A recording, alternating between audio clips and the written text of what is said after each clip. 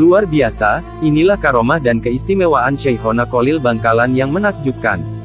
Beliau adalah wali Allah yang sangat masyhur di Indonesia.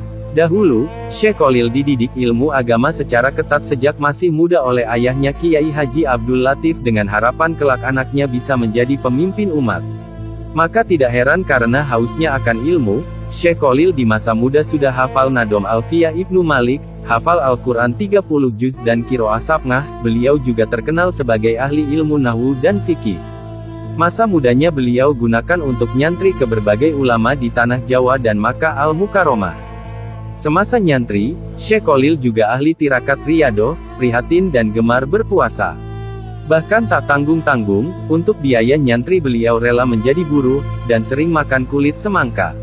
Karena kealiman, kedalaman ilmu, ketakwaan beliau kepada Allah Subhanahu wa Ta'ala, dan gemar tirakat riyadoh, maka Allah memberikan banyak sekali karomah dan keistimewaan kepada Syekhona Kholil, serta menjadikan beliau ulama harismatik yang sakti dan terkenal hingga saat ini. Berikut adalah 3 karomah luar biasa Syekh Kholil Bangkalan. Karomah yang pertama, yaitu bisa terbang ke Makkah secepat kilat. Dikisahkan, pada suatu sore di pantai Bangkalan, Kiai Kholil ditemani oleh Kiai Syamsul Arifin tengah berbincang tentang pengembangan pesantren dan persoalan umat Islam di daerah Madura. Persoalan demi persoalan dibicarakan, dan tidak terasa matahari hampir tenggelam. Sedangkan Kiai Kholil dan sahabatnya tersebut belum salat asar. "Kita belum salat asar, Kiai," kata Kiai Syamsul Arifin. "Astagfirullah," Kiai Kholil menyadari kehilafannya. Kiai Syamsul berkata, bahwa saat itu waktu sudah hampir habis dan tidak mungkin bisa melakukan salat asar secara sempurna. Kiai Kholil memohon agar Kiai Syamsul mencari kerocok sejenis daun aren yang dapat mengapung di air. Kiai Syamsul heran, "Untuk apa kerocok itu?" bertanyalah beliau kepadanya. Kiai Kholil hanya menjawab dengan tersenyum sembari berkata, "Iya, kita pakai ini untuk pergi ke Mekah." Setelah mendapat kerocok, Kiai Kholil naik ke atasnya dan diikuti oleh Kiai Syamsul. Beberapa saat Kiai Kholil menatap ke arah barat. Dan tiba-tiba kerocok yang dinaikinya melesat dengan cepat dan sulit diikuti pandangan mata. Sesampainya di Mekah, azan salat asar baru saja dikumandangkan.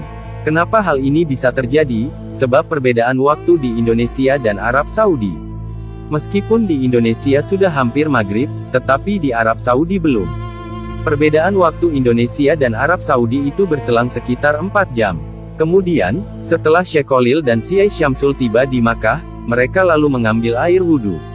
Kemudian, 2 kiai besar itu segera menuju saf pertama untuk ikut berjamaah di Masjidil Haram. Karomah yang kedua, yaitu bisa menyelamatkan perahu tenggelam. Karamah lain dari Kiai Kholil adalah kemampuannya membelah diri. Beliau bisa berada di beberapa tempat dalam waktu bersamaan. Pernah ada peristiwa aneh saat beliau mengajar di pesantren. Saat berceramah, Kiai Kholil melakukan sesuatu yang tak terpantau mata, tiba-tiba baju dan sarung beliau basah kuyup. Para santri heran, sedangkan beliau sendiri tampak tenang seperti tidak terjadi apa-apa. Kemudian beliau masuk rumah, ganti baju. Beberapa minggu kemudian, keanehan itu terjawab. Pasalnya, ada seorang nelayan sowan ke Kiai Kholil. Dia menyampaikan terima kasihnya karena saat perahunya pecah di tengah laut ditolong oleh Syekhana Kholil. Kedatangan nelayan itu membuka tabir.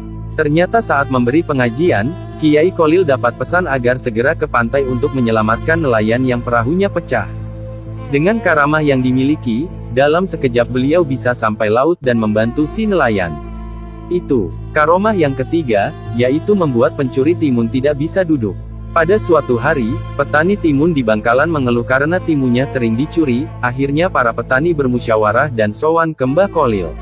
Sesampainya di rumah Mbah Kholil, salah satu dari petani menceritakan kejadian timun dicuri dan meminta Kiai Kholil untuk mencarikan solusi penangkalnya. Kebetulan ngaji beliau sampai pada kalimat, Zaidun, yaitu salah satu contoh pelajaran nahwu yang artinya Zaid berdiri.